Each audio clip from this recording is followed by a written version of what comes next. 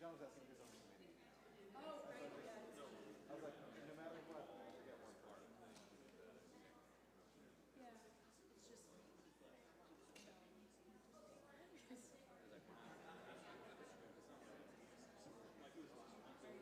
yeah, when I talked to him earlier, he wanted to talk to me. Well, I'm like, oh, no. Yeah, so yeah, I'm just.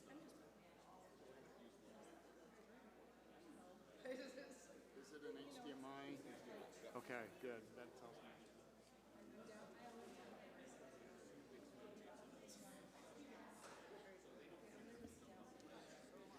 And this will be just a 5-minute warning that will get going in about 5 minutes.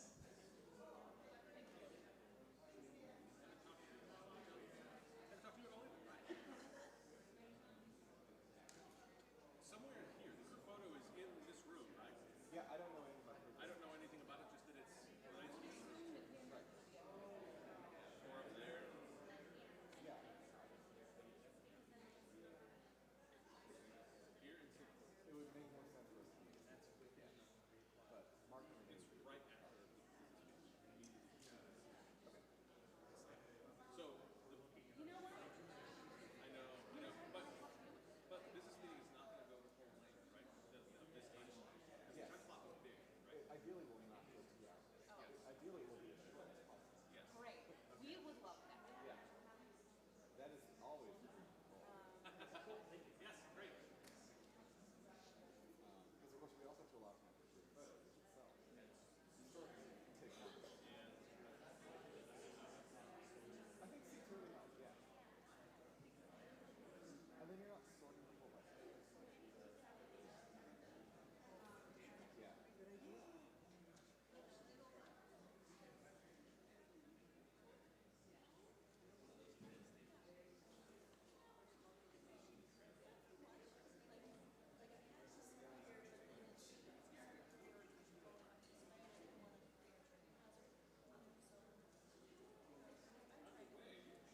the way. Okay.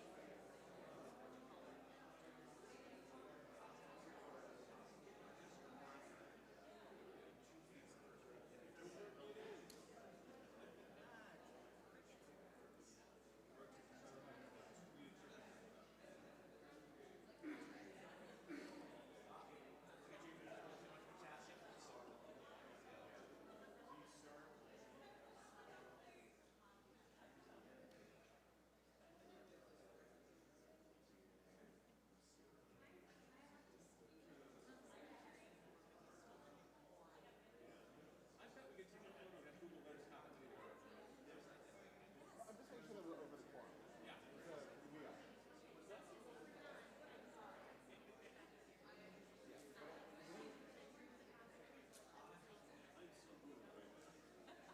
Right. They don't do that. Oh, they all.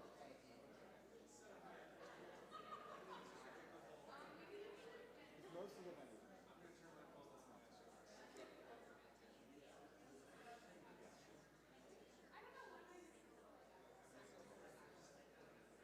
I didn't think you but yeah.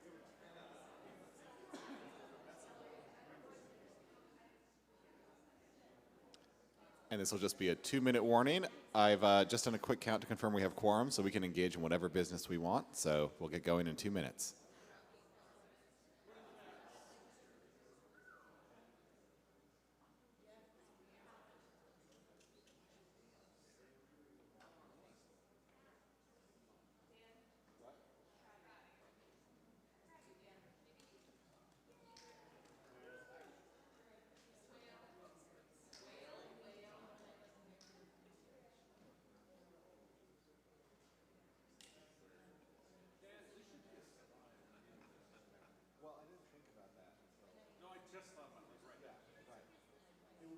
possible within this timeframe?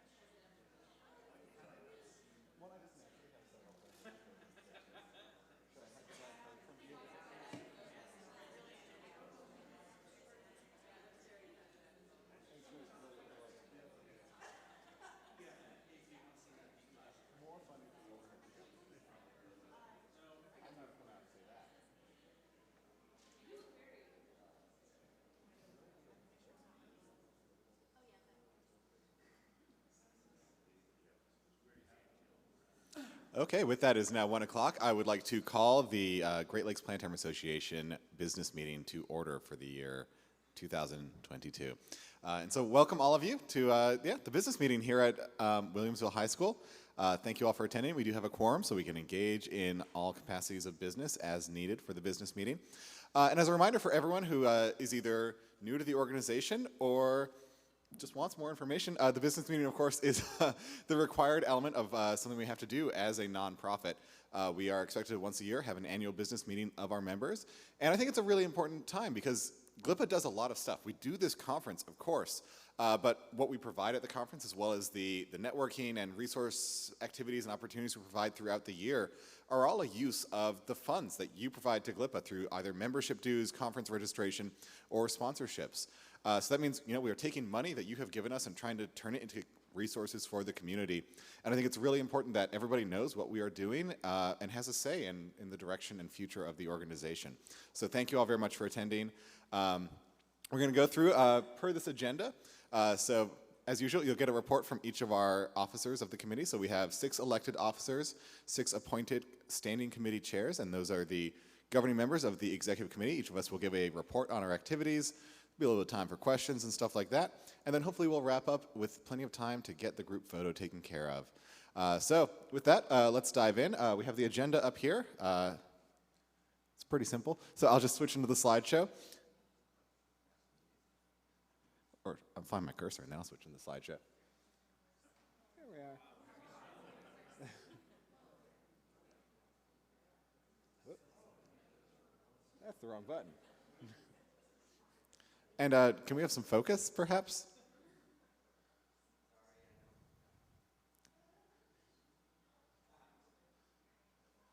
Is anyone in the tech crew near the projector, or is rushing on the way to it?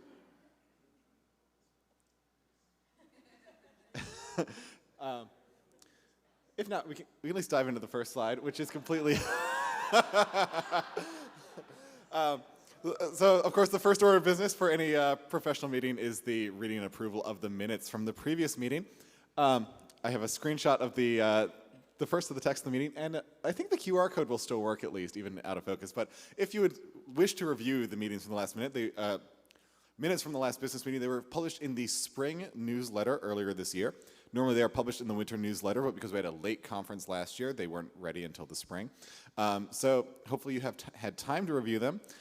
Traditionally, we could either read them in full or someone could make a motion to dispense with the reading and just approve the minutes.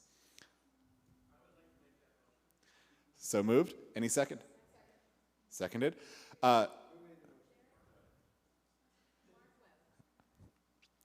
Is there any discussion on that motion? With that, all in favor of dispensing with the reading of the minutes and to approve the minutes? All opposed? All right, thank you very much for approving the minutes from the last meeting. And that means we can dive into our reports. And we always start with the treasurer's report, or we typically have started with the treasurer's report because that's where all the money is, and so it's really interesting. So I'm going to call up Shannon Schmal, our treasurer, to talk about the state of GLPA's finances. We have money. All right, so just a quick review for anybody. I think I can still read that. So we are a 501c6. This is opposed to a 501c3. So what that means for our tax liability and what we have to do is we do have to pay sales tax, but we do not pay any income tax. So we are tax exempt from that, but there are some taxes that we pay. And we do keep a tax professional on retainer, I guess. we pay hourly for questions that we have in order to make sure that we are always doing things appropriately. And they also help us file our taxes every year, which are due on August 15th. So this is not the typical April 15th that we all know and love, right? Because our fiscal year is April 1st through March 31st each year, and that is a good time for us because then that puts our fiscal year or our conference right in the middle of the fiscal year, and we're not bumping up against conference expenses and fees happening across fiscal years. So we also maintain insurance. We have a general liability insurance and then another one for our directors and officers in order to, for anything that might come up. And on top of that, we also have a separate conference insurance that we pay annually. And then we actually, this should have been updated, we do not have the gift shop account anymore. So we have a gift shop where you can order GLPA swag and things if you want to, but that's now been rolled into the PayPal account. But we have a checking where most of our funds lie, and we have a PayPal account where you pay into, and then we just transfer money over. Okay. Oh. There we go. Still quite blurry. What you can't really see on the plot right here, these are our account balances. On the left-hand side, we see the fiscal year. So we are in the year 2022, but we are in the fiscal year 2023. And so on the the leftmost bar is mid-year. So those are our account balances as of last Friday, when I last updated all the information. And we are around 150,000 across all accounts right now. Keep in mind that we are in the middle of the conference, which usually happens. And so we haven't spent all of our money on the conference yet. Those bills will come to me in a couple days. But we have gotten pretty much all of the revenue from the conference. So that's why in the mid-year you always see a spike, and then we will go down after the conference, and then that gives us a good starting point for what we have and what we can budget for the next year, which we discuss at our spring meeting. And you see that really big spike over there. That was fiscal year 18, and that was when we had the National Pleiades Conference. And so, woo! And GLPA handled the finances for that. So we got all the money, and then we just redistributed it to all the other regionals. So that's why you see that weird spike there. But otherwise, we are holding steady.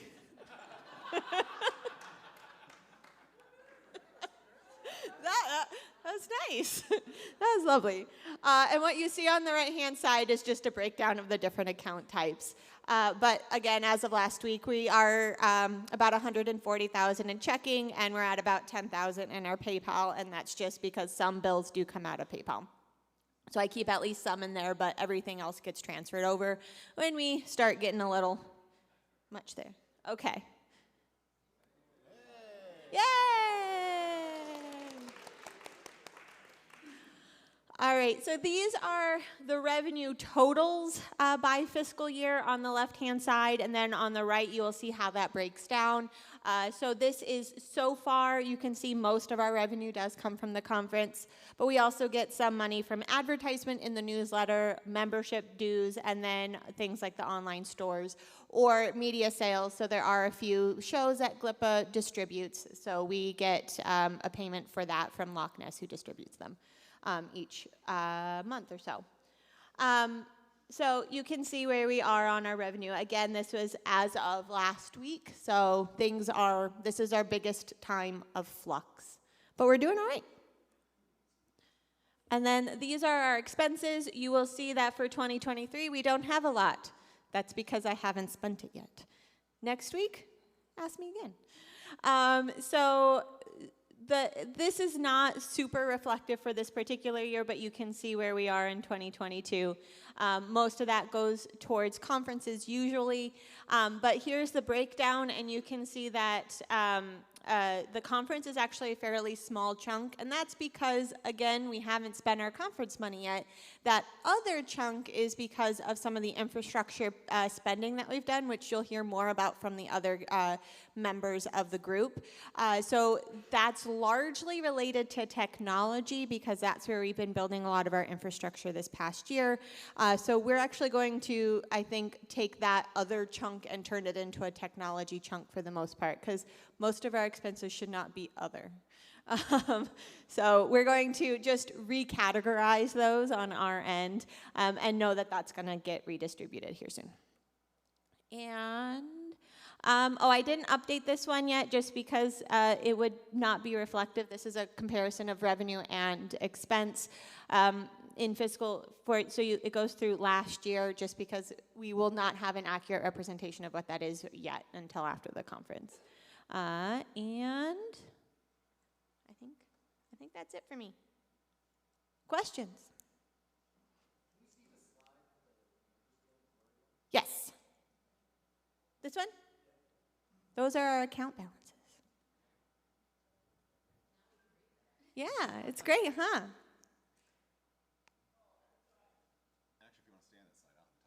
Okay. All right, well, I think probably thank you, Shannon, if there are no more immediate questions. Thank you very much. And so one thing I really want to point out is, I mean, Shannon has done incredible work, as have our previous treasurers.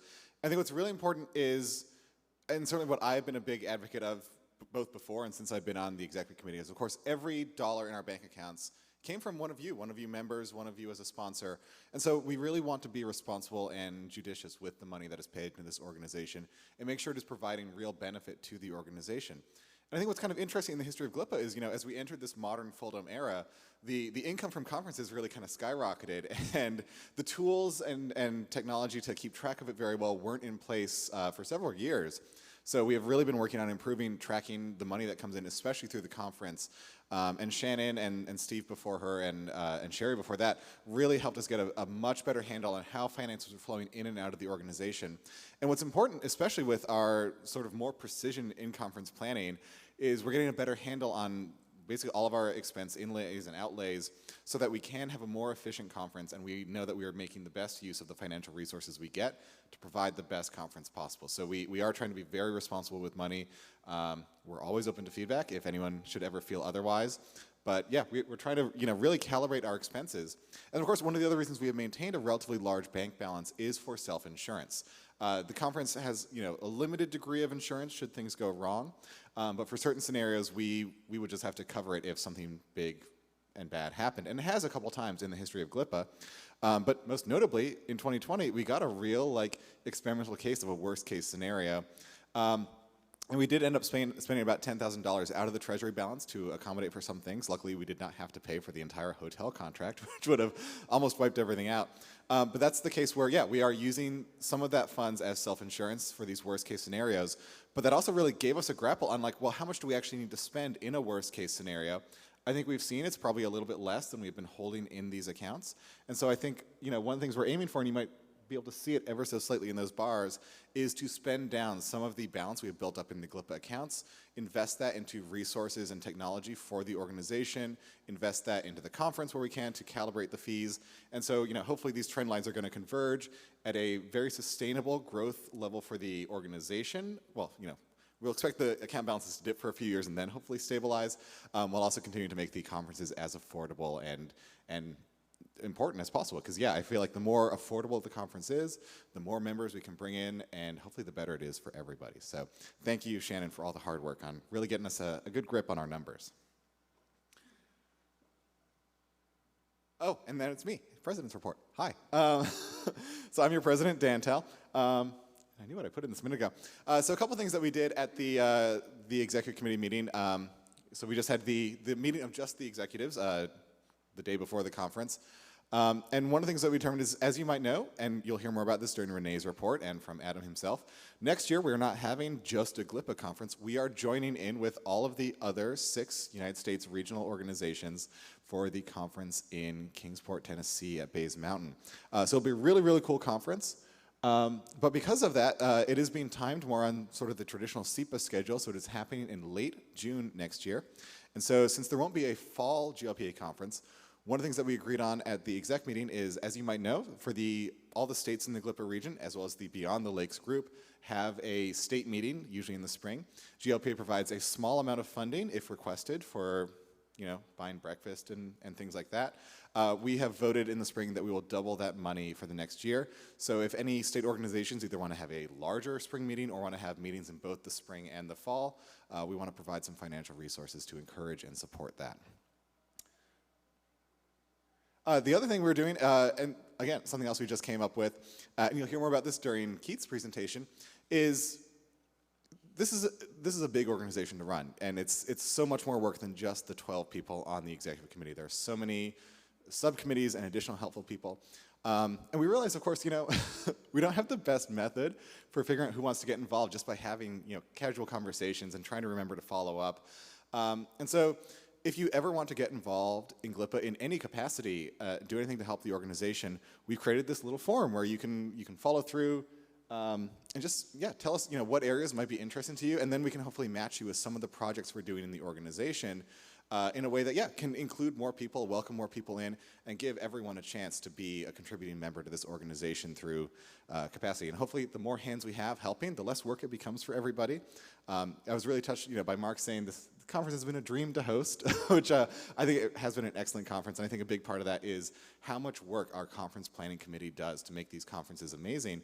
But they're also a small team, and the more help they can get, I think the better they will always get, and the more attractive it will be for every member to stay on that team, because they can lighten their workload too. So click through that to get to our Get Involved link. I think that's all I have as specific presidential items. So any questions for me before we move on? All right. Traditionally, we would then have a report from the president-elect, but I don't think he's in the room. I may not have anything to report because I think he's busy hosting the conference. The key items the president-elect attends to in GLPA are the scholarship committee. So we, of course, usually award up to 10 scholarships for the conference to either fully fund attendance at the conference, or it can be split up into partial awards to offset it a bit. So the president-elect forms a committee to help determine the awardees of the scholarship. And also in the next year, Mark will be forming the nominations committee.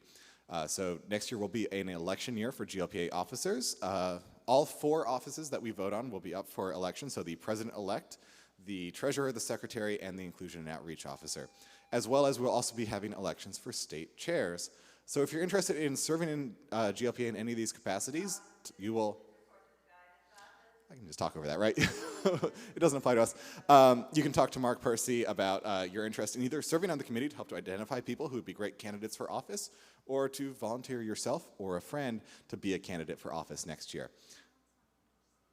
Oh yeah, and actually traditionally, when we form the nominations committee, there's one representative on that committee from each of the GLPA states and Beyond the Lakes as well. So, because that way, we know absolutely that we don't know the best candidates just off the top of our head, and so the more input we have from the more people, the better we can identify people who will be great candidates for office. So talk to Mark about that.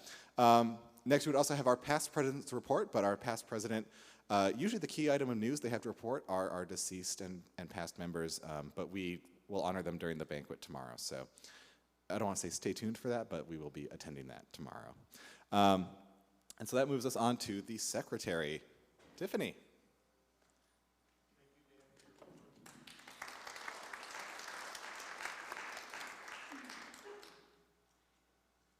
Be very short. The report's really brief. We met, the executive committee met in the spring, and those minutes were published in the summer newsletter. So if you want to peruse those, I do try to keep detailed minutes, but I bold the decisions that were made, the motions that were made. So if you only have a few minutes, skim through and see what we're deciding for you guys. And if you have any questions at all, please come to me. I'm happy to clarify or answer any questions.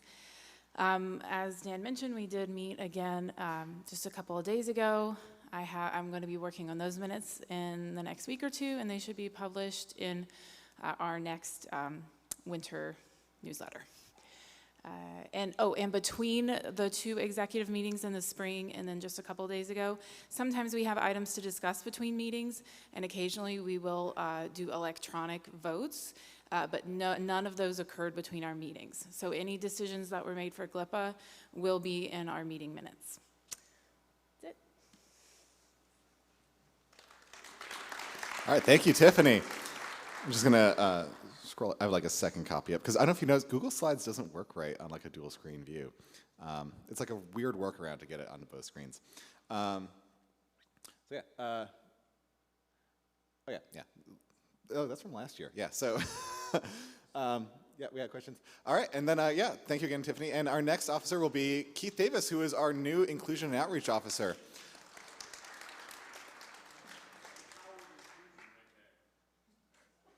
Yeah, that was me trying my best smolder while I was hiking the other day. You can let me know later how I did. If I don't know you, my name is Keith Davis, and I am your new Inclusion and Outreach Chair. If you are not familiar with what that office is, that's because it's brand new. In the past, we had an IPS representative, but because IPS changed their structure, and now we have a representative that is elected based on our region, so there's a North American representative that is currently Dana Thompson. I wanted to say Thompson. My brain was like, that's the wrong data. Anyway, I've been fighting a little bit of a cold. I'm working at about 70% right now, so I apologize for that. I've been tested several times. It is not COVID. But so if I'm a little slow when you talk to me, that's what's going on. So that's the history of the Inclusion and Outreach Chair. I want to note that I take both the I and the O very seriously. Inclusion means that we want to make sure that everything that we do as an organization is welcoming of everyone, and that we don't just assume that if it's okay for me, it's okay for everyone. We want to make sure that we hear from everyone about what they need to make GLPA an organization that works for them. Also, in terms of outreach, part of that job is to communicate with IPS. I'll report a little on some things happening there as well, along with other organizations in the planetarium community or really anywhere else. If we move... Is that the wrong button? I pressed stop. Try hitting that again. Okay, now, right. Yes, okay.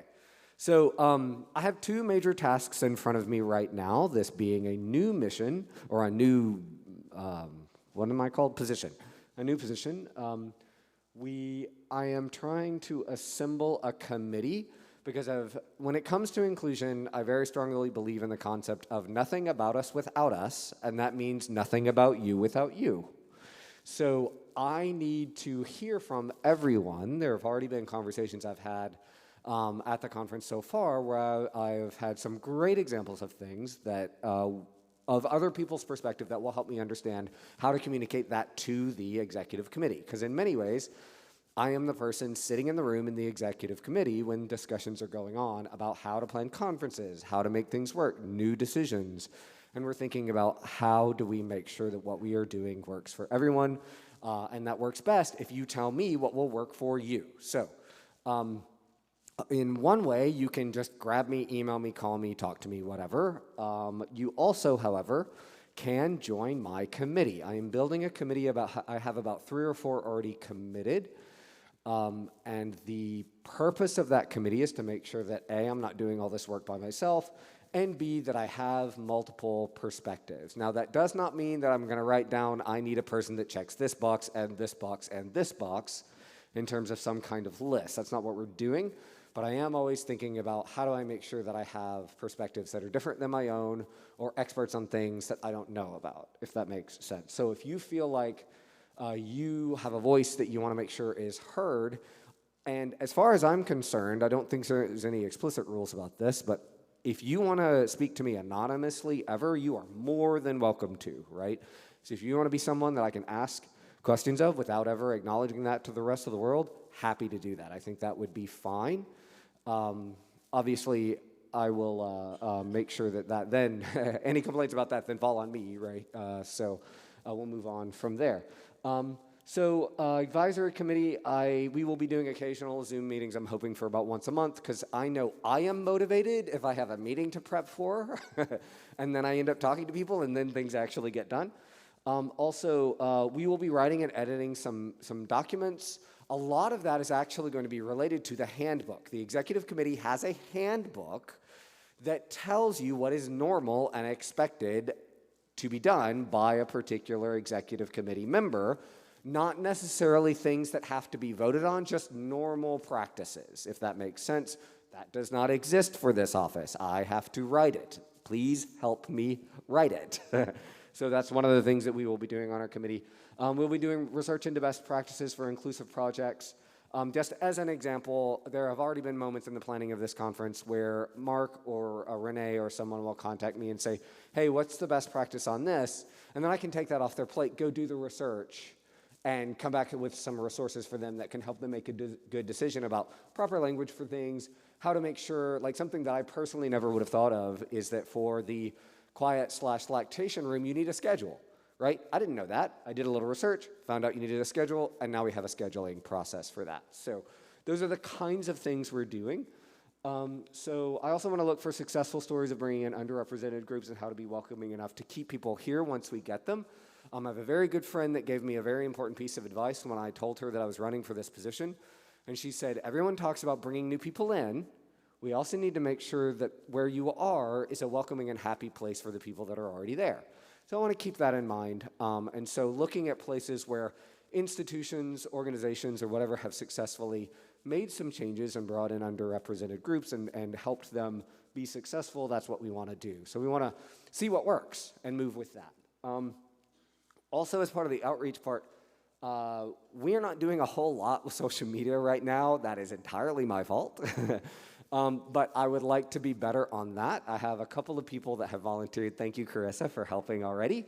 So if anyone feels like they just love spending time on any of the social media properties and wants to help us represent GLPA well there, please let me know, because that is something that I would desperately, I don't think I have the mental stamina for Twitter, so if anybody can do Twitter for me, please let me know.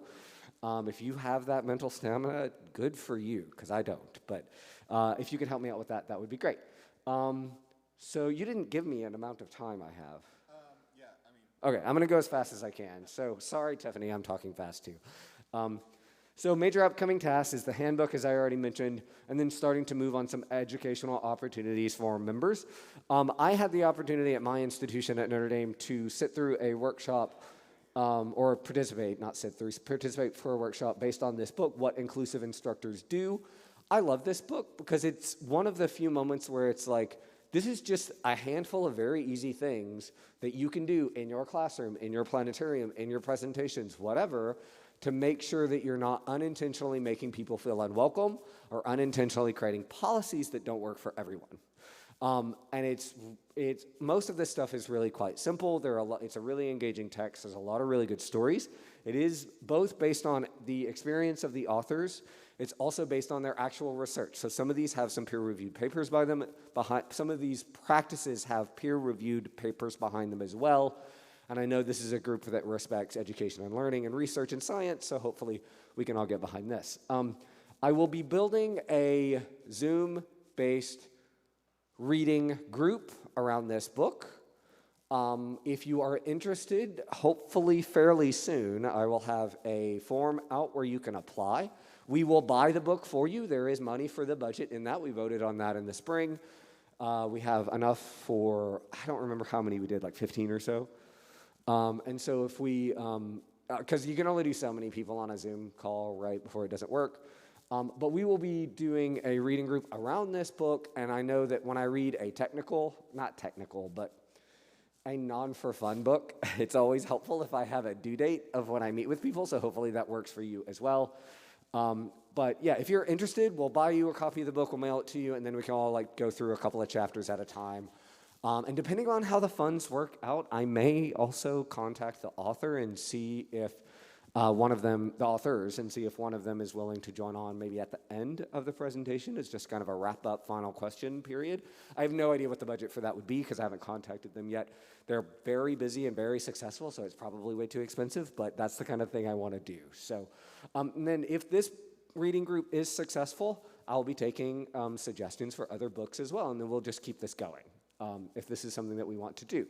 Because I know that this is a group that loves to learn, and if I can direct some of that energy, if we can all collectively direct some of that energy into learning how to be more loving and friendly to the people around us that may not be exactly like us, I think that's going to be really, really good. So that's my planned so far.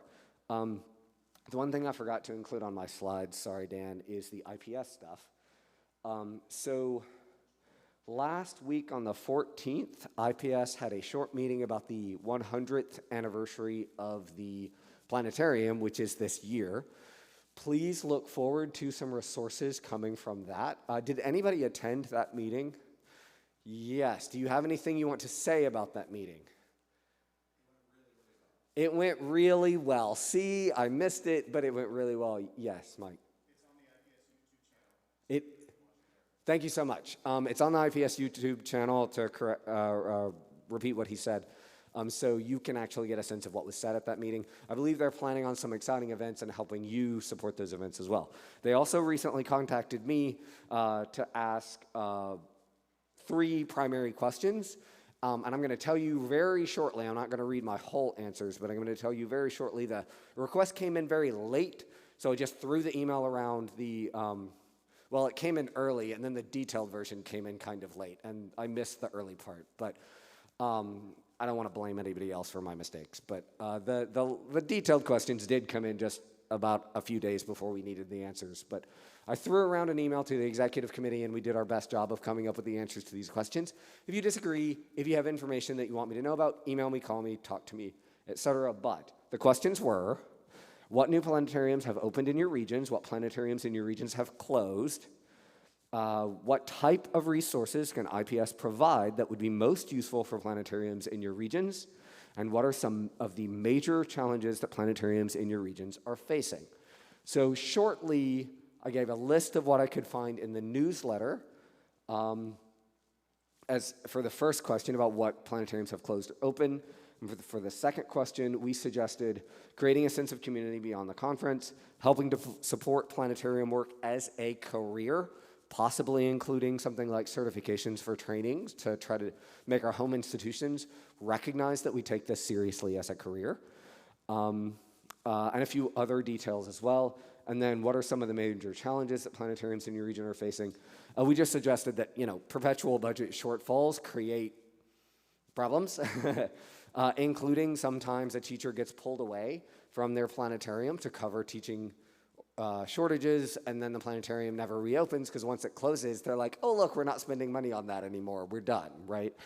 So that's a problem. And then, of course, chronic understaffing, leading to overwork and leading to an inability for us as planetarium operators to learn and self-teach the changing technology. Because this is now, for a very long time, you learned your planetarium, and then you continued to update your science knowledge and made new shows, but you made it largely with the same technology for longer periods.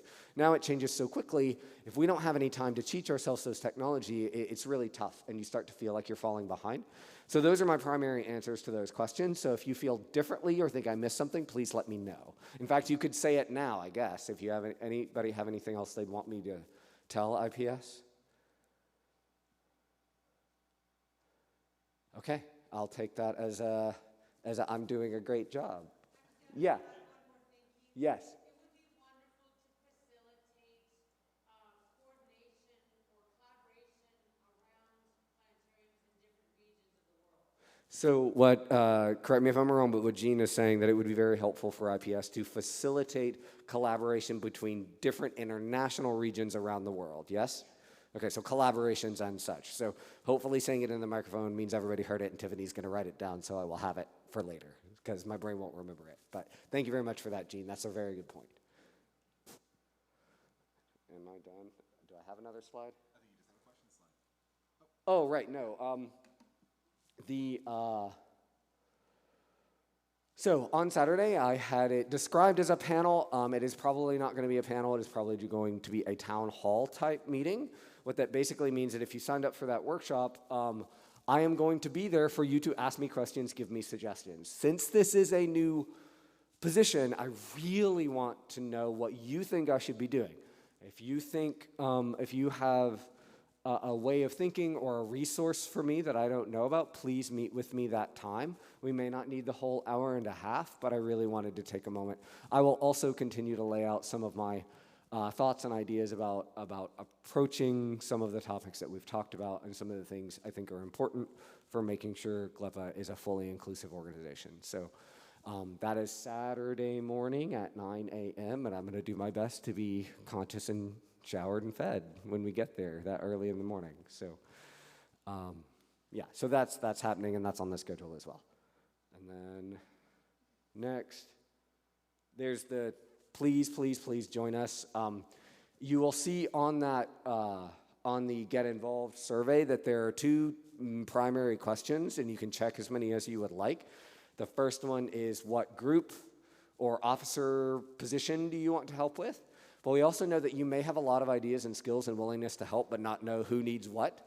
So at the bottom, we also offered a series of checkboxes of, I would like to edit documents, I would like to write documents, I would like to talk to people, I would like to do research, etc. So based on what you want to do, that's an option for checking as well. All of that is like, you can check all of them, you can check none of them. That's kind of up to you, okay? I think I'm done. Great, thank you. Thank you very much, Keith. And obviously, yeah, we have a lot to say about inclusion and outreach because it is such a new position. You know, we only created this, we created it with the election 2 years ago. It came into the first cycle in the last election. And I think it really speaks to, we want to take inclusion very seriously as an organization. I think we serve every kind of audience in our domes, and everyone deserves to see themselves represented in this profession. And it's an area we always need to grow and expand, as well as I think as we are more open and inclusive and caring, people are more open about their own unique identities, and that's part of bringing in unique perspectives into our field. I think it goes without, and I think I said this in the newsletter too. As we approach the centennial, it is worth remembering the projection planetarium is only 100 years old. Full dome video only a few decades. We really are discoverers on a journey with this technology, and the more people we have participating in that process, the more we can find out about what we're capable of. So yeah, we really want to make sure we are inviting people in and making them welcome. And one of the things I also found very heartwarming this year is how many people who were new members last year that I've seen back at the conference this year, which hopefully means we are doing a good job of being a welcoming and growing community, and I want to keep that up. So anything we can do, I always want to help. And sorry, I have been so tired during the conference. I'm trying to say hello to so many new people, and I'm still an introvert too. So, but I'm doing my best. All right, with that, we can move out of our elected officer reports and into our appointed committee chairs, and we will start with Renee Kerrigan and conference planning.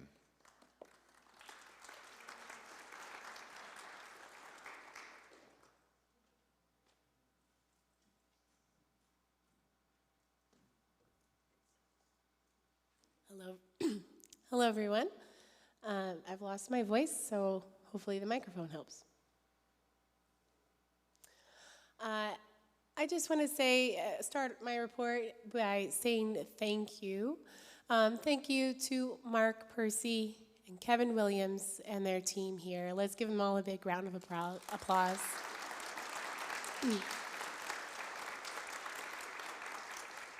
They've worked so hard on this conference, and they've done a lovely job, and it's so fulfilling to see all of you here. And so I'm very grateful to them. I'd also like to give a shout out to Steve Birkland, who has, again, gone sort of over and beyond his duties as tech chair. He helped us figure out videography before we brought on a new videography team, helped build the digital conference notebook that I hope you are using and finding useful. You'll be able to tell us what you think about that in the survey, and just invaluable help all around. And then a huge shout out to that brand new videography team. So led by John Fersch and assisted by Derek Roll and Carissa Sidor. Thank you all so much.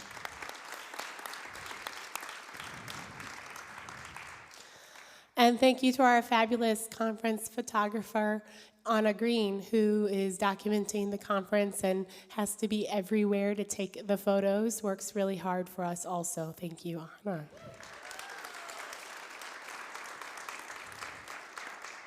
Jeff Holt, you're the man. Jeff Holt, conference registrar, and just amazing amount of help and valuable they have such a deep knowledge of our association and so organized. Heidi helped us with our workshops this year. Thank you so much, Heidi. And April, while she's not here in person, helped us with the papers. So I wanted to thank them. And Chris McCall is going to be helping with our door prizes. So thank you, all of them. I don't have it down on this. Yes.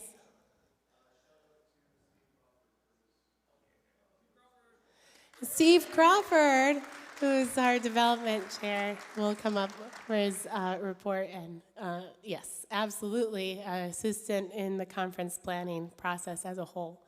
I'm very grateful for that. And while I didn't write it down on the slide, I wanted to thank all the people who are assisting moderating. They've done a wonderful job. We've stayed on time. And so we've had some great paper moderators and session moderators. So thank you, everyone, for all your volunteer for our organization. And genuinely, thank you all for being here. It's a highlight of my year coming to GLPA, and that's because I get to see all of you. So thank you so much for coming.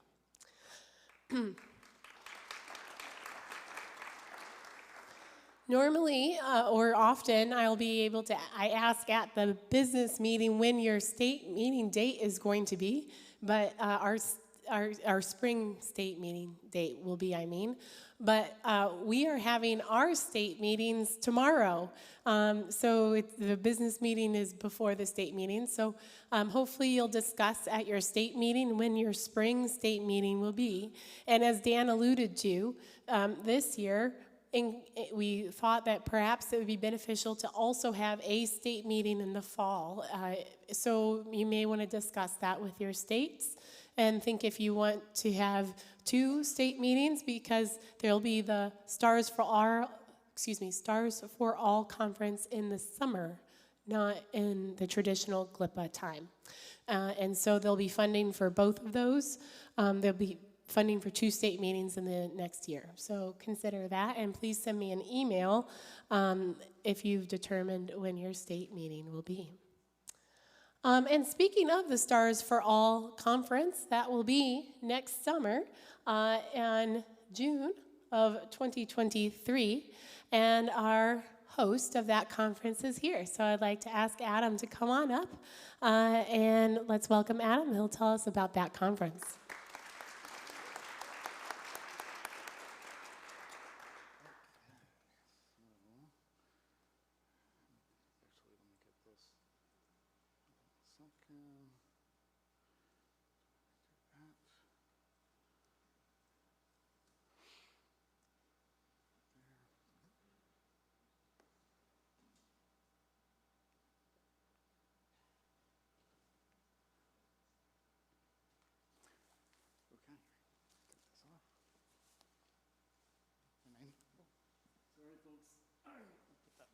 So I'm going to need some help passing these out to all those people. Thank you, everybody. Next year is Stars for All 2023 at Bays Mountain Park and Planetarium. My name's Adam Thans. I'm the Planetarium Director at Bays Mountain Park. And just about 2 weeks ago was my 30th anniversary at the park. So I've been there for a long time. Still have another 8 to 10 years before retirement. But we're going to have a really cool conference coming up very soon. So we're going to go through this. This is the official artwork for the conference that will zip by. This is the quick version of this presentation. That is the theme. It takes a universe. The title, of course, was Stars for All. And it does take a universe. So what is that? That is basically celebrating 2 things. One, the diversity of the kinds of jobs we all do for the planetarium. It's not just the one person there, doing a console operator twiddling knobs, but it's an educator, it's an astronomer, it's an artist, it's a musician, it's a tech person. It goes on and on. And so it takes all of us to be able to do this profession. Excuse me. It also deals with our diversity. We are all different kinds of people, and so we're trying to celebrate that. And especially since it's been so long, with the pandemic and everything, but it's just a way of recognizing what we do, treating ourselves well, but also having a lot of fun and learning a lot too. This is a very education-based conference. There's the dates. And when the conference occurs, it'll be 5 years in the planning. It was supposed to be happening in 21, but of course things happened, so we postponed it. But that was actually kind of a happy accident in which we were able to have GLPA join as well and make it a U.S. conference. So those are the dates. There will be kind of a recap at the end as far as the important bullet points. So who are we? This should be, okay, so that's our brand new logo. We just celebrated our 50th anniversary. There's where we are, East Tennessee, right up in the corner, right in the heart of the Appalachian Mountains. And you're going to see a little video, and it's from a drone, and this is the park. You see the lake that used to be the reservoir for the city of Kingsport, and down there somewhere is our nature center by the lake somewhere.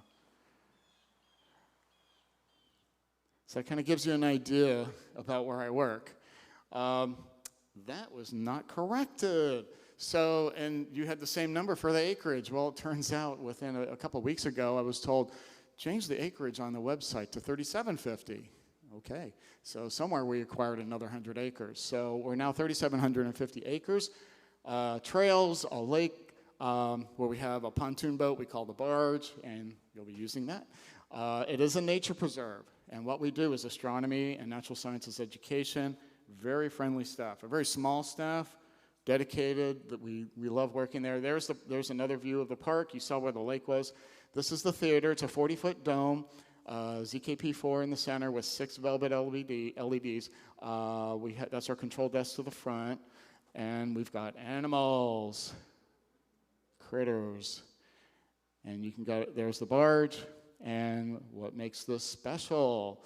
Of course, many things. So we're going to start off with, everybody's going to be able to choose one of these 3 t-shirts. But there will be the opportunity for you to purchase more for your friends and family or yourself. We have day-long workshops already planned. We're going to have an astronomy teaching boot camp on the Monday. These are day-long, led by Tim Slater. And this is for all of us to learn more educational techniques, but focused on the field of astronomy. GLPA is a much more educator-focused type of organization compared to some of the other regionals. And so I'm hoping that this is an opportunity for those that may not have some of the skill sets, that they're able to get more of those skills, because it's really important. We're also going to have a mini LIPS led by Carrie on the Tuesday. There's also the opportunity for day-long vendor workshops. So if a vendor wants to do something that is vendor-specific about your product or whatever, but it's a workshop, Monday and Tuesday is available, but you got to contact me if you want to get those rooms, because I'm going to have to reserve those meeting rooms. So contact me about that if any of you vendors want to have something that is specific to your product or something like that. So we do have those opportunities for you.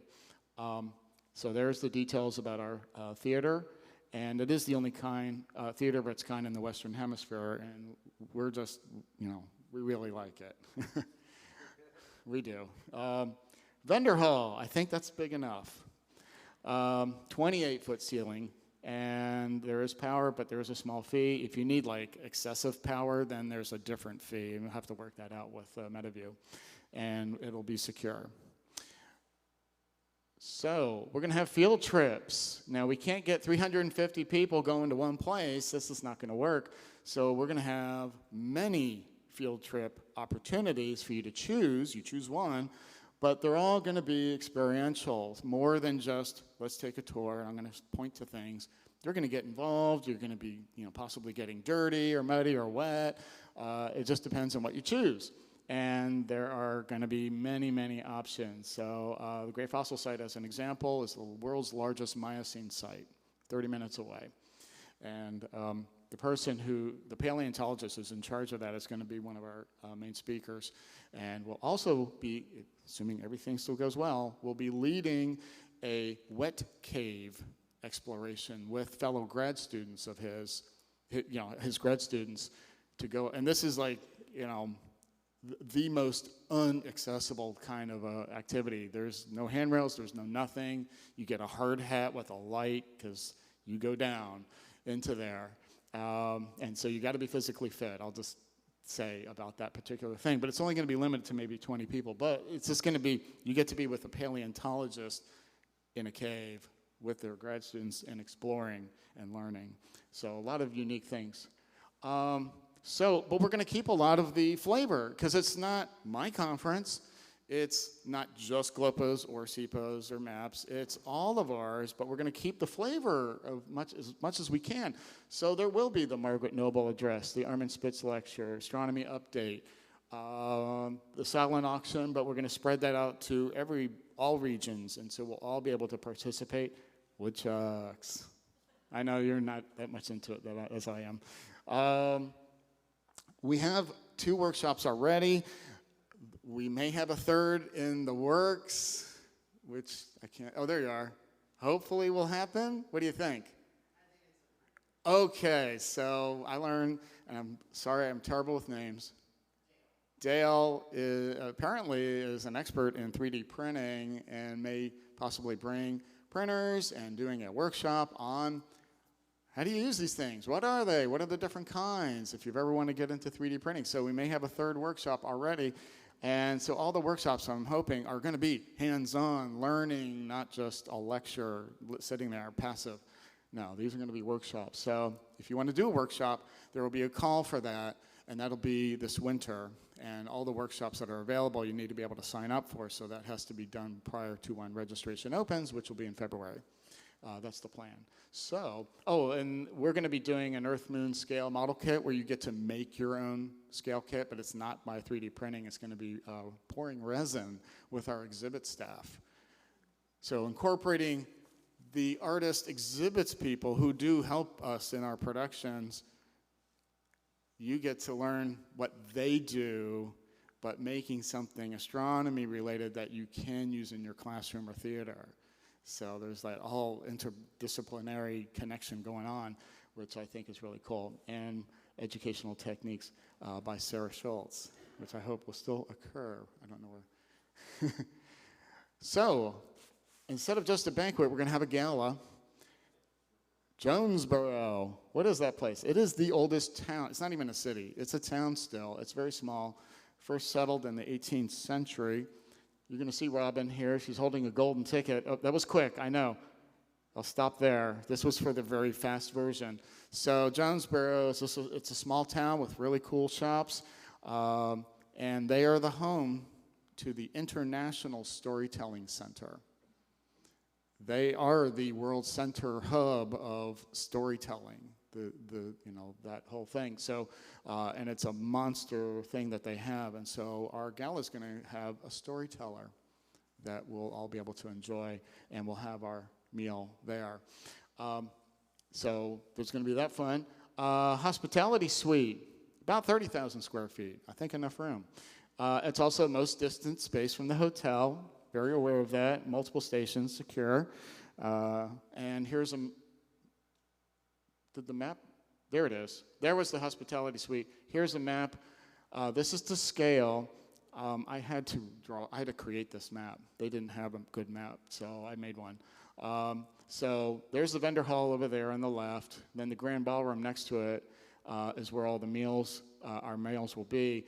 So when GLPA joined, everything had a shift. So we were going to have the conference hall in there, moved it over. All the meals went to the bigger spaces. That building on the right at the lower level is the hospitality suite area. And Michael, that middle room on the side there is that meeting room.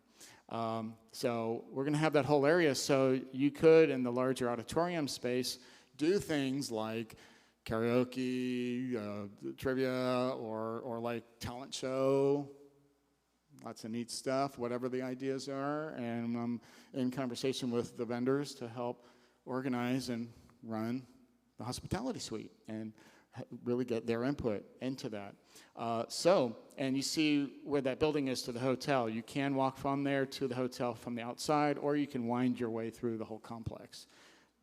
Okay, 2 minutes, real fast.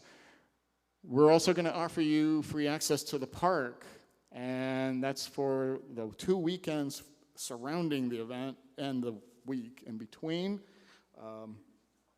I'm going quickly. 126 a night, Meadowview Marriott. There is a QR code at the end, by the way. And we have a 2-week window of available dates. So if you want to bring your family and have fun, that's what you got. Well, there's internet. If you like golf, there's a professional golf course. Very good restaurant. 30 minutes away from the airport. Here's some real quick images. This is a 4-star hotel. Going by. Food, rooms, golf. And you make it special, too. You're not going to be able to read this. There. Quick facts. I had a very short period of time. So, Bays Mountain, Meadowview, maybe $350 registration. We're still working on that. Costs have gone up. Limited to $350. That's absolute. Includes everything. T-shirt, transportation, free access to the park. TRI is the airport, 30 minutes away. The hotel does have a shuttle that you can arrange, and there's a small fee for it, so you don't have to have a rental. And 60s to 80s for the temperature range. And so there's a few little details we're working on with contracts. We're going to be opening up the hotel room reservations very soon. In November, December is going to be the request for workshops and vendor sponsorships. And then February is the plan to open up registration. And then we'll have the event. Here's the QR code. And it goes to a Google Drive. And there's files to download, which are actually slightly older versions of this presentation, but you get the drift. So I'll leave that up for a second. Any questions while I leave that up for a few moments? Anna?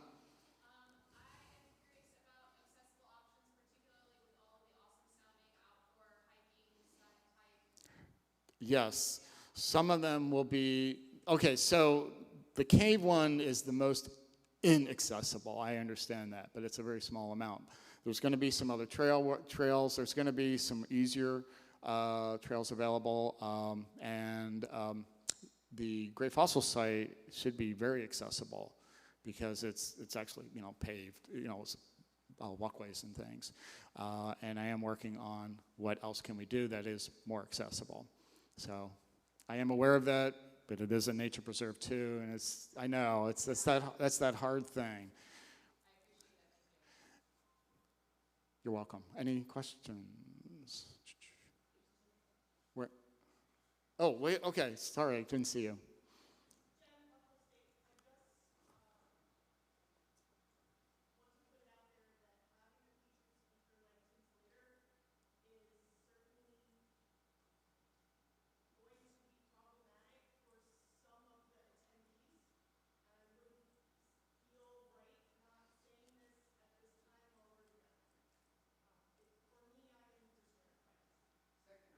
Right. I understand, and I did not know about what you're talking about prior to that. I know I had a conversation that it was, I don't know if you could help, because I remember we had a conversation about that, and you told me about it. I didn't know, but I don't know any details. And I'm sorry if I'm putting you on the spot.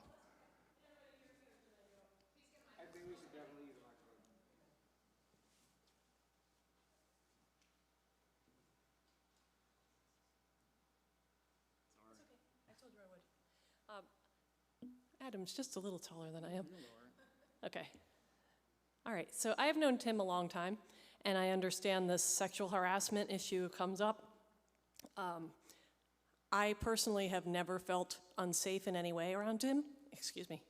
And I've had talks with him and his wife about the whole situation, and I believe that if you speak to Tim and listen openly, you'll find that the investigation that was led into the charges, those charges were found to not have merit. And I just want to, I understand that there's concern out there. I kind of feel like it's been a little bit blown out of proportion. And I firmly believe that the University of Wyoming would not have hired him if those charges had merit. So, does anybody want to ask me anything? I'm happy to talk to you one-on-one as well. I met Tim in 2008, actually 2005, and which was approximately when these charges came around. And as I say, I've never felt unsafe in any way. So I hope that you will be open-minded when you meet him. He has a lot of fantastic information to share and a wonderfully open spirit, encouraging people to teach astronomy better. Okay, so feel free to talk to me.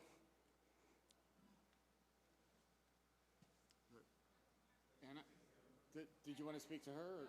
Or? Oh, to me, sorry.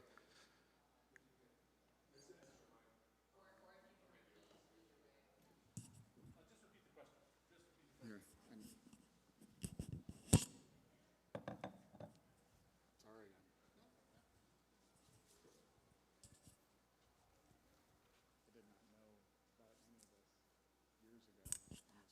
I just was curious too. I know GLPA has a code of conduct, which is something that makes me feel very safe coming to these conferences. IPS does the same. Mm-hmm. Is this conference going to have a code of conduct or use GLPA's code of conduct? I know not all of the regionals have one. Yes, I know the ones that didn't have one are getting a code of conduct set up, and this will have that. That is optional, the Monday thing, so is the mini lips. But honestly, I did not know about I don't even know what details or anything are, but I found out about this from Carrie at the MAPS conference a few months ago. I don't know if there's a serious concern. I mean, we'll discuss this and work something out. Yeah. Okay. And I think when it comes to code of conduct, I'll be in touch with you as well to kind of make Okay. sure that, like, if it's different than the one that we normally have, that we have some input from GLPA on that. So if we can make sure we coordinate about No, that I'm as well, I gonna think just- that would fall under inclusion and outreach as well. So I'll probably just use what IPS has as far as a code of conduct, or what you have, or any of the, or even if SAPA makes one, but it's going to be all in the same kind Okay, of thing. I think- Yeah. are there good. further questions? Yes, Charlie. Where?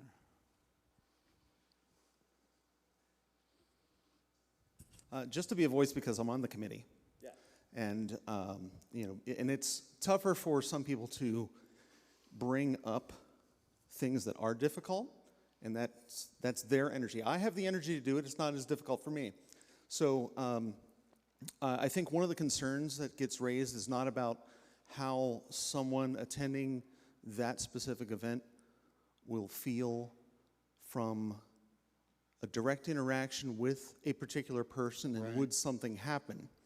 But a part of it is the celebrating or lifting up of that voice compared to the voice of other excellent speakers or presenters that could be there instead.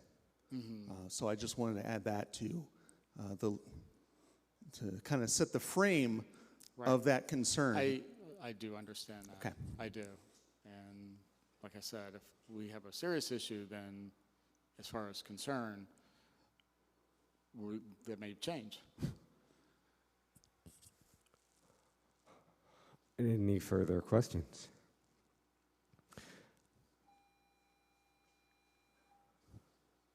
Okay, I think that sounds like that's it. Thank you. Hope if you didn't get a sticker, find me. But otherwise, thank you very much.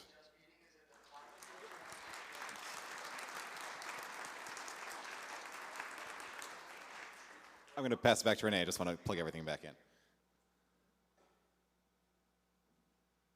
guess you can take the mic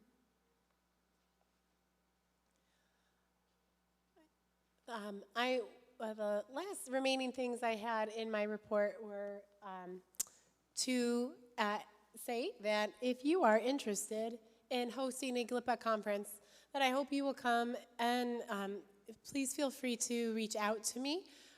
You can speak with me here at the event, and I'm happy that I did speak to one potential host this year already, which is wonderful.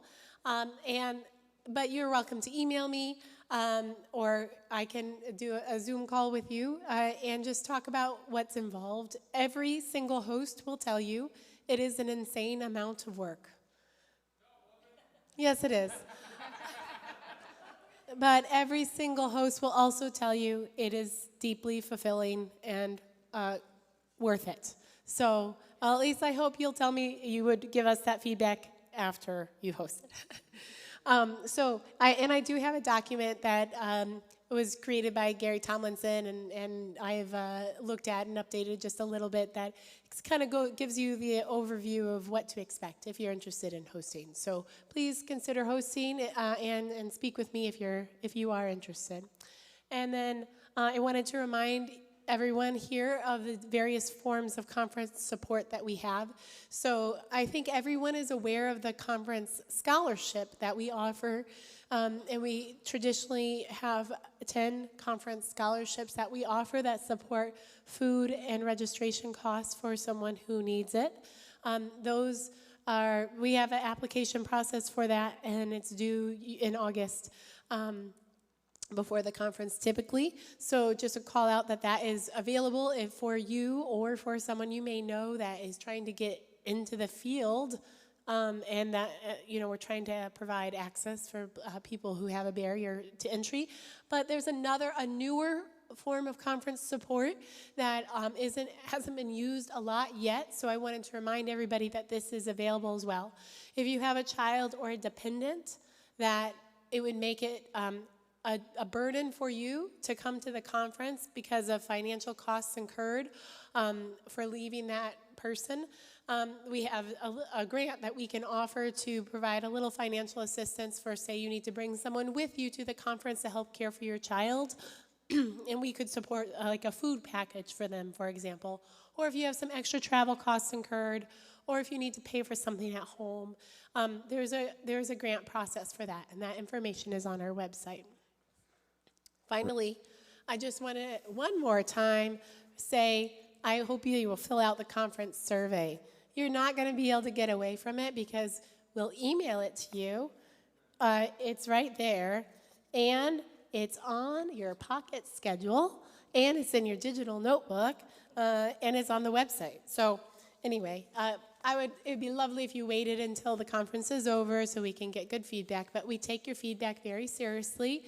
The executive committee reads the responses, and it does inform and shape the way we plan conferences in the future. So thank you all. Renee, I have a question about the scholarship stuff.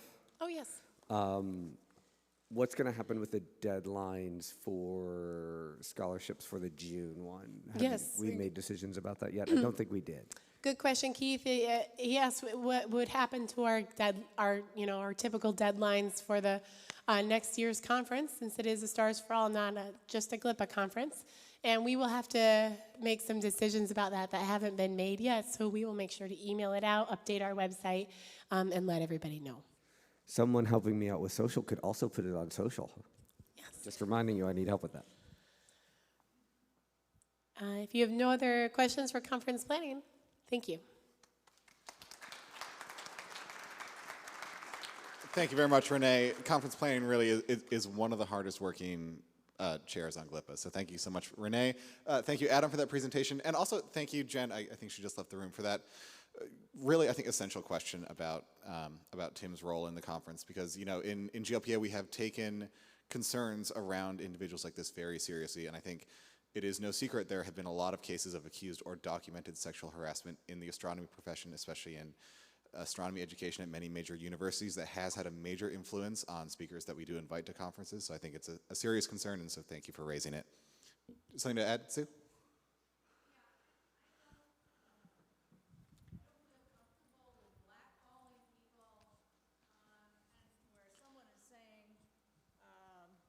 The accusation is founded, the accusation isn't founded. I feel like I don't have enough information about this person, and if our committee can do the research on these speakers and then advise us with all the facts. Yes, and that historically has been what we practice in GLPA is we have, when these concerns have been raised with a speaker for a conference, we have taken time to do dedicated research to reach hopefully the most balanced conclusion possible. And so I think, that is what Adam is asking for right now, and so, we want to be participatory and helpful in that process too.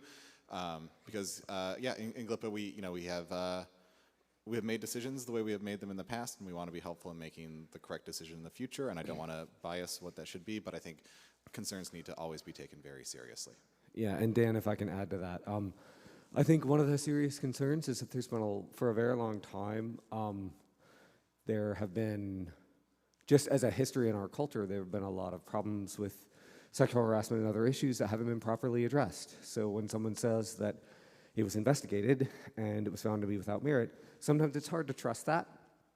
And I want to make sure that it's already kind of, as this was immediately raised, it got added to my to-do list to do that research, Susan. So, and I have done some of my own research in the past on that around this issue.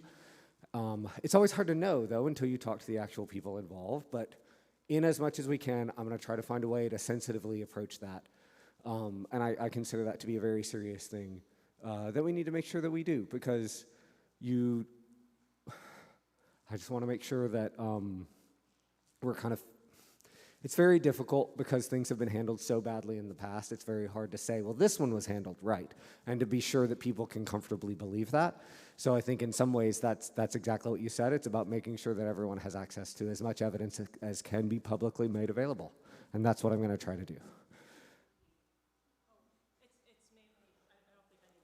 Okay. I'd be happy to set up a conversation directly with you and Tim. He's Okay. very open to talking about it.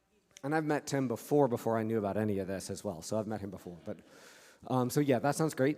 So Carrie's offering to set up a conversation directly between me and him.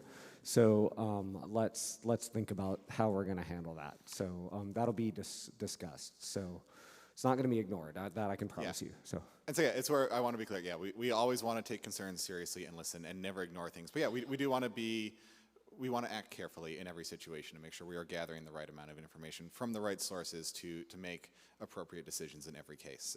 And yeah, we have gone both ways on decisions like this in the past based on the information that we gathered. So I really, it's a very important concern to be raised. And I think we should always be able to discuss it. Although we do have to move along with the business meeting too. So, so with that, I'd like to pass things over to Paulette Epstein and the membership report. Sorry. Epstein. I know, I always mess it up. I know, yeah. Oh, sorry, it's only moving the wrong way. Oh, that's fine. Oh, jeez. Okay, so hello everyone, Paulette Epstein, I am the membership chair. So we have, right now, our membership is going back up. It doesn't look like it's getting cut off a little bit. We have 227 GLPA members as of right now. You'll notice that we had a huge dip down in 2020, and we are going back up to normal. You'll also notice that we used to have a lot more members than we do now, and part of that is because we used to, for our sponsors, membership was included in their sponsorship. We have since changed that so that if they desire to be members and desire to be involved in GLPA, they have to get their membership separately from their sponsorship. So that is why you see a huge, a bigger difference between especially 2016 through 2018. And then that huge spike that we see in 2017 to 2018, that was Pleiades. We were the cheapest membership available, and so you had to be a member of one of the organizations, so they picked GLPA. So that's why we have a giant peak there, especially. So our types of memberships, we have our honorary memberships are student memberships. Last year we didn't have any student members here, and we didn't have any student members last time I pulled data. So it's great to see that our students are coming back from the pandemic, and then of course 155 regular members. We have different types of planetariums. We've got both portable only, permanent, and so the vast majority are permanent, but also portable, and both is probably our next largest that or none, but we do have a fair number of portable planetariums in the Great Lakes region. By institution type, museum and college and university are about the same. They sort of take over, they are the same. They take over about a third of or 2/3 of that, and then the rest are independent businesses, schools, and other. Planetarium technology, people are mostly full dome at this point. But we still have a few stragglers, myself included, that count themselves in the traditional boat. So worldwide, most of our members are in North America, although our largest region is beyond the lakes. Michigan came close to catching up this time around, though. We have lots of Michigan members here. Shout out to that. And then you can see our membership by state, and most of them are in North America, but we do have some that are in Europe as well. So, let's see. Oh, okay. So, let's see. I'm going to take this off of here so that I can walk around, because I don't like standing still. In 2010, GLPA went from having an access database of their membership to using a CRM. So a CRM is a customer relations management software. CRMs are really great because it allows us to collect a lot of data and information, and it allows us to do things. It allowed us to automate a lot of things. We didn't have to do everything by hand anymore. We didn't have to have people mail us stuff. It's forms that get filled out online, all of that. So that was a long time ago at this point when we moved over to Civi CRM. And we went through and we actually took sort of a look at Civi CRM and Drupal and how they were working for us, and we did some research into some other types of membership softwares that were out there. We talked to a couple of folks. I specifically talked to, I think, like 3 or 4.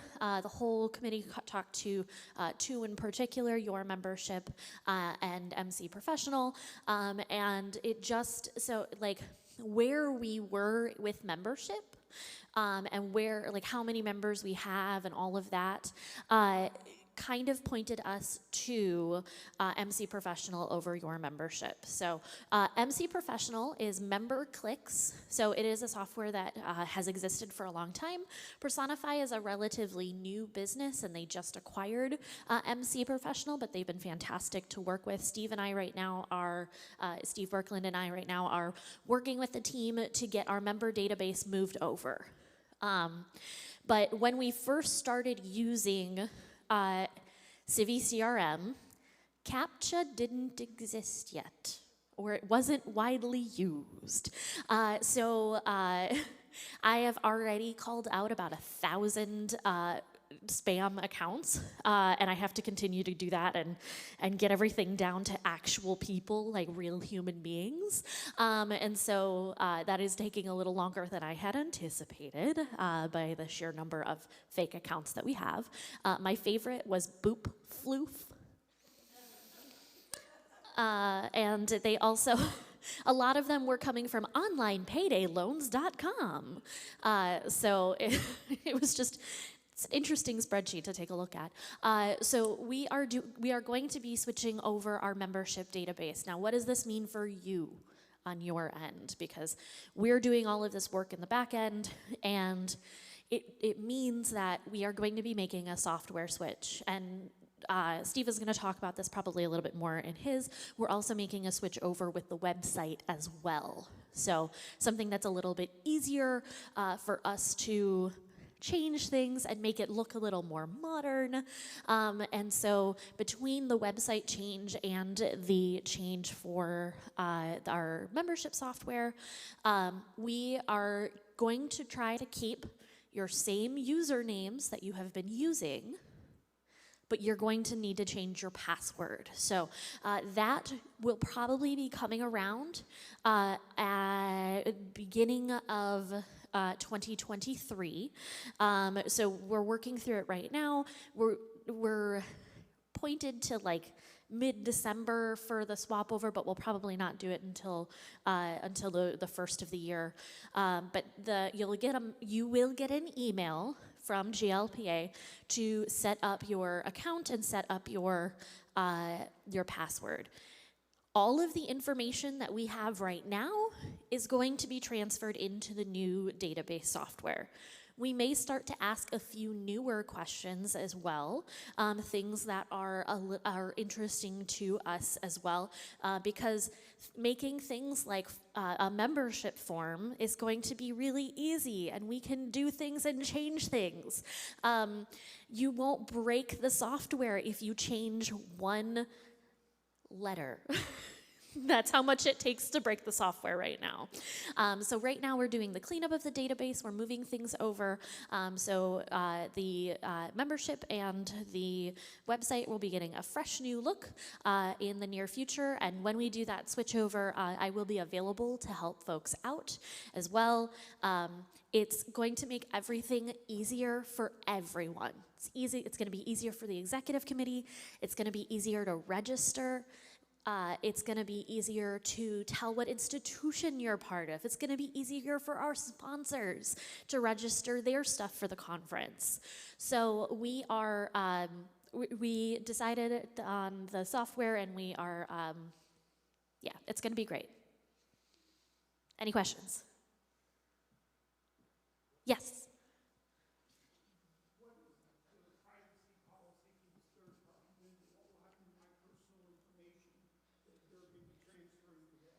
They are GDPR. So Repeat the question. What was that?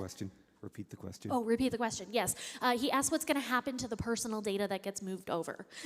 So that personal data is going to be the same as all of the personal data. This is something that is also used in the EU, and their rules and regulations are way more stringent than ours over here in the United States. And so it will follow those rules and regulations. And you are able to opt out of things as well. That's... Paulette, can we make their particular policies publicly available so people that have concerns can read them? Yes, absolutely. Yeah, we can definitely do that. Any other questions? No? Okay, awesome. All right, thank you, Paulette. I do want to keep us moving right along since we're also doing the group photo in this time span and to leave time for that. So I will invite up Steve Crawford, our development chair. Hello, everybody. This one will, okay. Okay, cool. So this will be really pretty short. Just wanted to, sorry, there we go. So we made some small changes to the way sponsorship for the conference works this year. I won't really go into details because it's a lot of really minor things, but we did have more sponsor organizations register for this conference than last year, which is great. Several new sponsors that have never come to GLPA before or haven't been here in quite a while, so that's great. And just overall, look at the, we can take a look at the sponsorship revenue over time, where you can see 2020 was our virtual conference a little lower than most of the years. And then last year, we got sort of close to normal, and this year we're basically back where we were before the pandemic. So that's really all I have.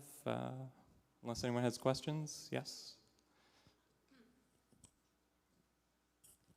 I just wanted to comment, and for any new member or anyone who maybe isn't familiar with this, that those sponsorship dollars that you see raised, they directly offset the cost of the conference for the delegates, and make it a more affordable conference for everyone. So thank you to all of our sponsors.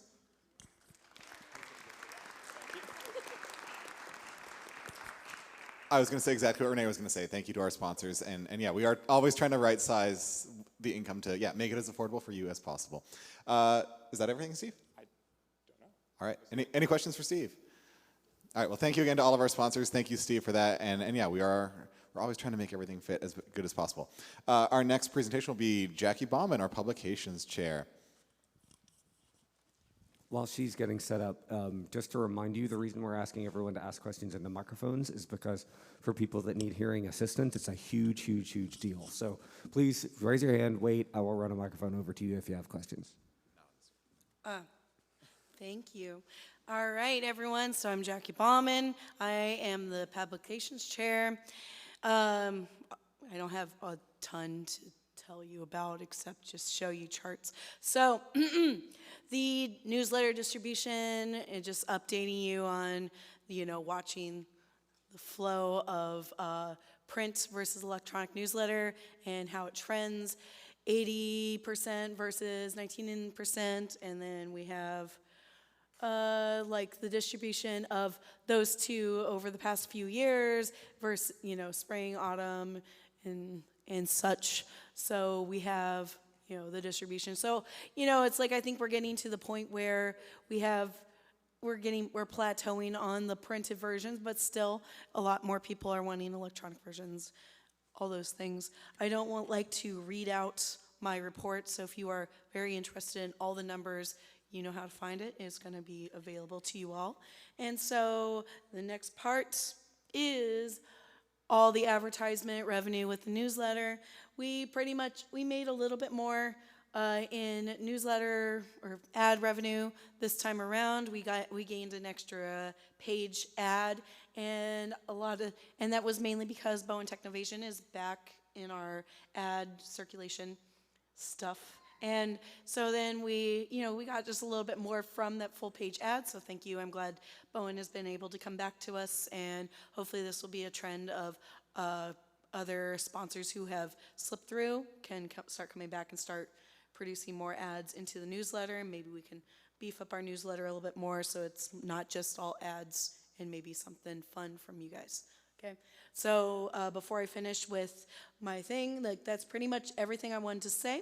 And I am still doing covers for the newsletter, so you may have heard me from those. May have heard my name from that, maybe. But also Emily Hiromi, who hasn't attended a conference in a while, but she still does the newsletter covers. So I just want to thank her for continuing to do that because it's wonderful to work with her, even if it's in a digital space. And also the last thing, we do have an update with proceedings.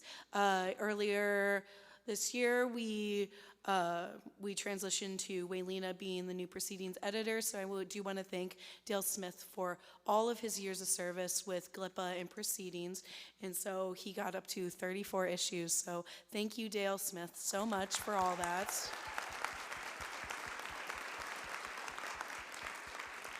And so, so Waylena is the proceedings editor now, and so we do want to start thinking about the future and what proceedings will be after Waylena has wanting to pass on to it to someone else, and trying to make it easier and bringing it up with the new website that's coming up, and a lot of future thoughts to publication or proceedings. So we are going to be in the next couple years wanting to bring together a committee to help us with editing and maybe get more new people into GLPA as a small role and get your feet wet, get more people to understand who you are, get your name out there, all those things. So if you're interested in something like that, you like editing things, talk to me or Waylena, and I would love to have you. So that's it. Thank you so much. And, oh yeah. if there's questions, does anyone have questions? Oh, yeah. Diana, I think, yeah. Sorry, I'm so sorry. Isn't Bart Benjamin still the newsletter editor? Yes, Bart I Benjamin. think he deserves a big hand for the Yes, he many, does. many He issues, does. even though he's not here. Yes, and Bart is still the newsletter editor, and every single time I have a question, he is so happy to help me out with it. So he's been a great help helping me transition into this new role and making sure that I am honoring him and all his hard work and not ruining all of his hard work. So I do really love that I can work with Bart as well. Diane, okay, you didn't? Okay, cool. Anything else? Is there any, I think I keep saying her name wrong, and I apologize. Okay, so is there any other questions? Everyone good? Or, okay, awesome. You know where I am. I have all this stuff on my jacket. I can't be missed. Okay, cool. Bye. All right, thank you very much, Jackie. We have 2 more reports left, and so I assume someone who's hosting can confirm we are doing the group photo in this room. And maybe to help with expeditiousness, I assume we're going to cluster somewhere. Does anyone know? Mark? Who's Kevin? taking the photo? Who's taking the photo? So I would suggest perhaps to expedite things, if you want to move down to the front rows during our next couple of reports, like no rush, just a casual pace, just to help us be ready for the group photo. Because I know it always takes us a few minutes to get together for the group photo. Thank you again, Jackie. Also, thank you again to Dale Smith for his many years of service as the proceedings editor. He really took our proceedings and made them into something really professional and meaningful. And as we look at growth into whatever the digital future of these holds, I'm really excited for what Jackie and Waylena are planning. So thank you again to everyone. Our next report will be Peggy with the Education Report.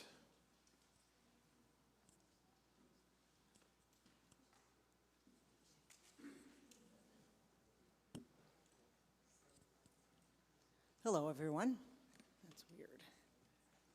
Sorry, I'm short. I am Peggy Hernandez, and I'm the Education Chair. And I have a few items that kind of came to fruition this year. A couple more action items I'm just going to share with you. And all of them can be found basically on the website, like what's happened with them. But I just want to let you know that on the website, under Resources, there's a couple of new drop-downs, and one of them is the bottom one, and it says Professional Development. And when you get to that Professional Development drop-down, there's 2 things that are there. First of all, the Educators PLC, which is a professional learning community, but we're calling it a professional learning chat because it's a Zoom meeting once a month that I'm hosting. It has a theme. It's always education, but we will have a theme for each one. And we just join in a Zoom and have a conversation about the topic. And the topic is also very open, and anybody can bring up anything. And I think I listed, some potential upcoming themes to give you like an idea of things we've been talking about. In August, the theme was, what are we doing with James Webb images in the dome? And had some great conversations there. So the link is always on the website. I've been posting on Domel, Planetarium, the Dome Dialogues, and Mike Murray's one. What's that one called? Yeah, that one. So they're available, and you can always go to the drop-down because they're always going to be listed there as well. And one other link, let's see. Oh, and the other one is the Pacific Planetarium Association has had monthly learning seminars every month for a couple of years now, and I always advertise them, and I encourage you to attend. And if you know of anyone that might be a great featured presenter, or if you have a great presentation that you could share, and we've had GLPians that have presented for the PZWs, whatever we're calling them now, but there's Zoom meetings through PPA as well, and they're at the same time, but a different day of the week each month. So, and again, all the information for that is posted in the same places, and you just click on the link and you join the meeting, and you leave when you need to, and you get there when you need to as well. So also on the website, the Education and Standards e-handbook is basically done, although I can't say it's basically done because it's intended to be a work in progress. And I know a lot of you saw the Tuesday night presentation on it, and if you want to, even if you went, please go play around with it. It's kind of in the middle of the resources drop-down. It's embedded. You can click around on the notebook, If you get towards the educator resources, you can download the whole thing for you to have forever and ever. And I really, really want you to contact me if you see a section that you have a great lesson or activity or something you've done under the dome that would go great for that grade or that section. Just contact me and we'll figure out a way to, I can put it in and it's changed forever, and then I'll update it on the front page so you can always keep note of when you downloaded yours, and when you go back and visit, if there's something new, you can always check it out. So it's available on the website. Also on the website, there's under resources the tips booklets, only they're not there because about a year ago we decided that they needed to be looked at again, revamped. You know, some of the tips booklets from 1963 are still really good tips booklets. Some of them aren't. And all of them could probably be modernized in a way that's a little more accessible for all of us. So that's a definite work in progress, but there is one there, and it's the tips booklet. I don't remember exactly what it was called. It was accessibility, handicapped, something like that. I went through the whole thing and took out the stuff that was obsolete and probably illegal and updated it and added to it, and I made a whole separate slide deck. So it's available on that tips dropdown, and it's also available in the e-handbook. And you can, again, you can download the whole thing. You can just peruse it and find one little accessibility thing you were interested in looking for, and it's there too. I just want to let everyone know that that's there.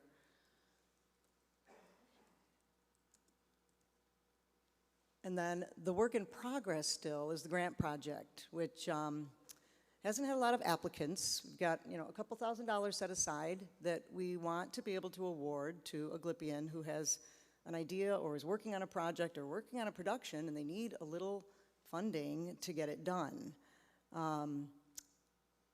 The intent is that it benefits all GLPians. So for it to be approved, it has to be something that benefits all GLPians. I mean, I'd like to buy a new projector too, but I can't just buy myself a new projector. That's not what the grant is for. It's for something that would benefit everyone. And we're really quite open on how to interpret that. There were a couple tricky points about paying ourselves, but we've kind of worked through that. We found out more information that there are ways that if you, you know, if you do some rendering on your own after your work time, there is a way we can get you paid if that's what you want to use it for. And we also came up with another example that as an executive committee, we made an executive decision that GLPA is going to buy a set of cameras, 360 and some fisheye cameras that we will rent out to any GLPian that's trying to make a production. Loan. I'm sorry, yeah, not rent, loan. A loaner program. Details are yet to be completely figured out, but that's, it's an example of what could be used for a grant project. A facility could do this. If they wanted a set of cameras that they're going to use to make productions that they're going to offer for free on the website to GLPians, then that's a perfectly justified use of the grant money. So there is an application up. It's in the process of being revamped as well, and it's under the Get Involved section of the website, where you can get more information, see examples of projects that have been funded, but it's been a few years since there's been funded projects. And I think that's it. If you, of course, if you have any questions about any of this stuff, Peggy Hernandez, contact me. Question, Susan.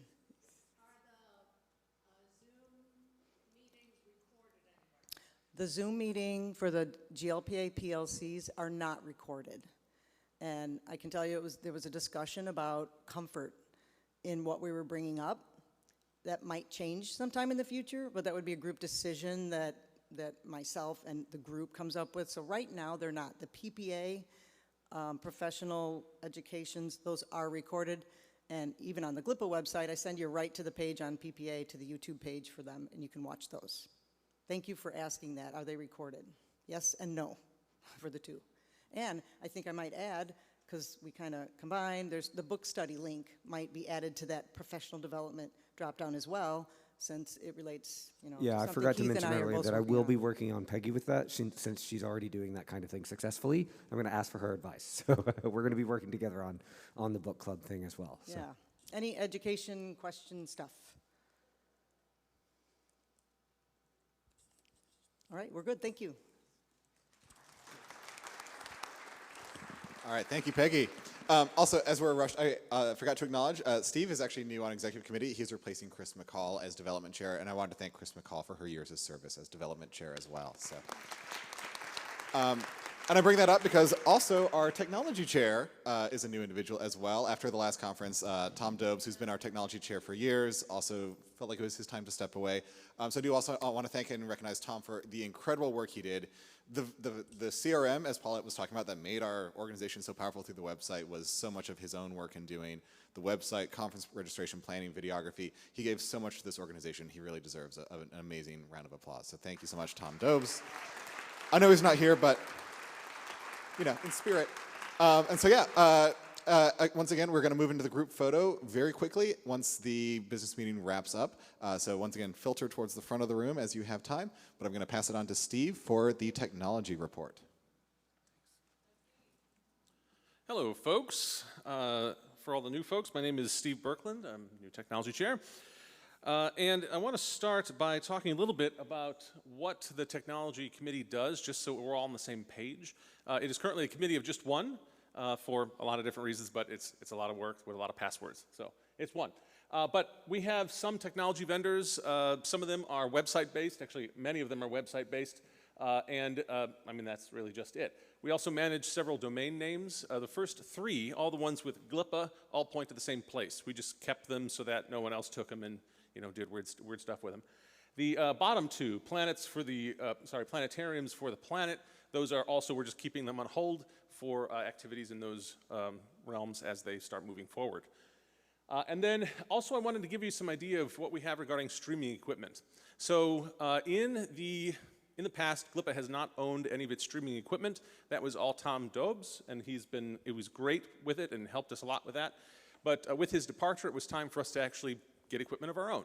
And we've begun that process. Now, this conference gave us the unique opportunity because we decided early on that it would be a linear conference, considering it spanned 3 different venues. We didn't want to create a scenario that would involve things happening at different venues and then bussing around all that.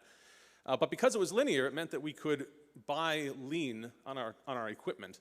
And then also at that time, when we were making the budget decisions, it was unclear whether or not GLPA would be directly involved in the national conference's videography. So our interpretation was that we essentially had 2 years to wait to commit to serious technological investment, which is a good thing because technology changes hugely over the course of 2 years. So rather than put all of our eggs in one basket for stuff now, we could put it off and actually invest later. And that's the current plan. Something in about a year and a half, we'll start thinking about the next conference for GLPA and what that actually means. That's not to say we won't do concurrent sessions in the future, just that we need to move into that realm with thought. But it also means that we have to store a lot of this equipment. So the current thought is that the equipment would be stored at the institution that the technology chair is associated with. Currently, that's the Adler Planetarium. So after this conference, all this tech is being pushed off to the Adler and stored in a nice box that says "Don't touch," and that's pretty much it. It is also all self-insured. So what this means is that if any of the equipment breaks or anything like that, we just buy a new one using GLPA's existing funds. It is not like a warranty or insurance plan or anything like that. It's not part of GLPA's insurance policy to support this equipment. So as part of Tech Chair, one of the things, in a lot of ways, I'm the IT person of GLPA. But I also hope that as we move into a new era for GLPA, that it allows me to also help sort of bring in current and new technologies into our industry, even if that's just to point to someone and say, hey, that thing is there, it might help you. And an example of that is the digital notebook. Now, I know we've heard a lot about it now, but this is simply a Google site. And up until now, we had not considered using a Google site for this purpose. But all it takes is framing a solution in a different way and providing a prototype, and then we move into that new realm of working. So I'm hoping you get a chance to use this. This is in the survey. Your feedback would be really helpful to determine if it was valuable. So now I'm going to talk a little bit about some of the things that we've picked up this year, because this will be a big tech year for GLPA. Google, previously we had a Google Workspace that was the nonprofit Google space, totally free. We didn't have to make any payments, but Google is decommissioning that plan. So all future Google Workspace accounts need to be paid, and we have gone into that. We've actually purchased one. And so this allows us to have the same organizational emails we had in the past, such as conference at glpa.org or treasurer at glpa.org, things like that, or technology at glpa.org. But what it also allows us to do is ensure privacy in those realms. So we can identify which teams need privacy in emails and communications, such as treasury or inclusion and outreach are some really good examples. But then also it allows us to ensure that we have some measure of organizational memory as we pass from one officer or chair to another. Because in the past, there were situations where we would actually lose some of that memory because someone lost an email address, or it was pointed to a different place, or the email got deleted, or something like that. So now, if Keith changes to someone else in Inclusion and Outreach, they just need the password to go to the Inclusion and Outreach email and see all of the history of that particular branch, right? But it also gives us the opportunity to have cloud storage, Google Cloud Storage, Google Drive. Now we have 20 terabytes of storage, which in the grand scheme of our industry is not a lot, but it's enough for us to work with for the time being, and to sort of establish some better mechanism of not only keeping that organizational memory, but also accessing it to people who are outside of the executive committee. So we're going to explore what that means in terms of, storing GLPA's frames to the shows that it has, and how making those frames more accessible in that way, where we just send you a link instead of a drive, or maybe if a drive is not realistic. And then we'll look into other areas where cloud storage actually helps us in the future. And also we recently branched into Google Voice. This is so that we could, any of the officers or chairs that need to be contacted by phone, such as Jeff, the registrar, this way we can publish a phone number on the site that isn't Jeff's personal phone number. And it's a Google phone number that just links to his phone directly. So we will turn that on and off as we need, probably closer to the conference times. And then I think there was also another situation, maybe membership, that we needed that again. So we'll be using that at some point, but it allows us a little more flexibility and privacy both for the user and the officer in charge of that particular branch. Now, I also want to talk about our website. Now, in the past, we've presented and published data about all the users of our website, right? And I'm a little bit concerned about doing that because if you don't really know what story you want to tell about your website data, it becomes less useful to say, we had 8,161 sessions there. What does that mean? That number literally means nothing, especially when you consider that a lot of them are bots or people who are not using your site for the intent that you had intended, right? So just instead, I'm actually using the session number just to give you an idea of who is actually using the site, presumably for its intent. The graph on the left shows us the session numbers in duration buckets, right? Now I've completely ignored 0 through 10 seconds under the assumption that anyone who's only there for 10 seconds is not there for what we want them to be there for, right? So all of that's blocked off, and then we see that there actually are sessions of people who are using them for 5 to 30 minutes, or 30 plus minutes. Actually, 30 plus minutes is probably a lot of me going on that site and fixing things. And then the red line are the total pages viewed in those sessions for that particular bucket, right? So you can see that it's possible to have one session that has many, many pages viewed, and you kind of want that, right? You want a user, one of our members or sponsors, to be able to go to the site and say, hey, there's enough information here for me to look at it pretty deep. And that gets us to the right graph, which tells you the number of sessions and how many pages they clicked on in that session, right? Again, I'm ignoring all of the sessions that involve only one page because I don't care about those people, frankly. They're not using the site for how I had intended, right? But we have a lot of them that are used in the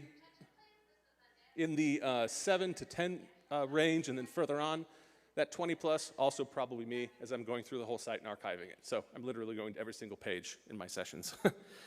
Anyway, so essentially I'm putting this up there to show you that our page is being used for a purpose by members. We have 227 members, and it's being used, right? There's value in it. So the question then is, well, how do we take that value, the current value of our page, and move it into the modern era, I guess I'm going to say, right? This is just a smattering of anecdotal things that are just interesting, but I wanted to really draw your attention to is the right side. So as far as Google is concerned, our website has 635 registered pages to it. Not great in the grand scheme of search engine optimization, Also, I have not been to all of those pages even, so I don't know what some of them are, right? But more importantly, Google's search engine analysis tool tells us that our site is not mobily usable, really, and that is affecting our search engine optimization. So this gets us into the idea of, well, how do we make a new website that focuses on a more mobile-friendly environment? So we have created a website redesign subcommittee, which includes these roles who are filled by those people. But more to the point, before the spring meeting, our intent is to have the site in the process of being redesigned by a vendor. So we will hire a vendor to fully redesign the site and provide them with the content that they need in order to do it in a mobile-friendly way that allows for collaborative growth or collaborative management. And our focus will be those right goals. So we want to make sure that the site is responsive, mobily responsive, and useful in that way. We want to make sure that it targets the right people, right? Because currently our site is very archival in a lot of ways, and is that kind of site the site that is best for you as our 220 members to access data that they need, right? And then finally, we want to make sure that it promotes our industry as content creators, as science communicators, because in my opinion, if we go to our current site, I'm not sure that that current site is a site of planetarians. So I think it would be good for us to focus on how do we make the site obvious that these are space science specialists who are doing this thing. So that's what that team will be doing, and you'll see a lot of information about it in the coming months, which will include our current website being temporarily decommissioned and a landing page being put up that allows for some of the important links that you need while the new site is being designed. So that will be an evolution that will take about 6 months. But that's it for technology. So if there's any questions, let me know. Otherwise, yes? You can just tell me and I'll repeat it or whatever. Sorry. So I was just curious. I really loved your charts. I love reading charts and figures. I was curious at all, do any of those numbers, are they skewed in any way to individuals, including myself, who open up the website and then never close it? I mean, ever. It's literally on their computer forever and ever and ever. Sure. Yeah, I'm actually one of those. I do that. In fact, I'm doing it with the digital notebook right now. I actually don't know how the analytics treats that. I suspect it continues to count the duration count of it. But again, that is a value that if we can do something with that number, that information, great. If we can't, it doesn't matter whether we keep it or not, right? That information. Any other questions? Great. Well, thank you all. Let me know if you have any questions further throughout the conference. Okay, thank you very much, Steve. Our last two items for the business meeting are old business. I don't think we have any trailing old business from our previous meeting, which would leave new business. Does anyone have any new business? Once, twice. Okay, I think we're in the clear. Before we move for adjournment, I do want to point out our president-elect is now in the room, which he was not earlier.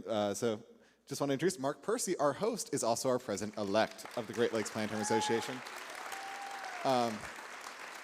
Waylena also got a call out for her stepping into the new publication, stepping as new publications chair, but she is also our past president of GLPA. So also thank you very much for Waylena.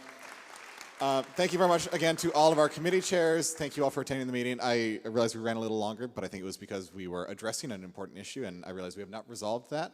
But I think there will be some serious discussions continuing after the meeting. And so with that, do we have a motion to adjourn the business meeting? Any second? Privileged motion, there's no discussion. All in favor of adjourning the business meeting, say aye. All opposed? All right, thank you very much for attending the business meeting. And with that, Mark will now direct us on group photo information. All right, so first, this little announcement. We did get the GUI working to control the Spitz star projector.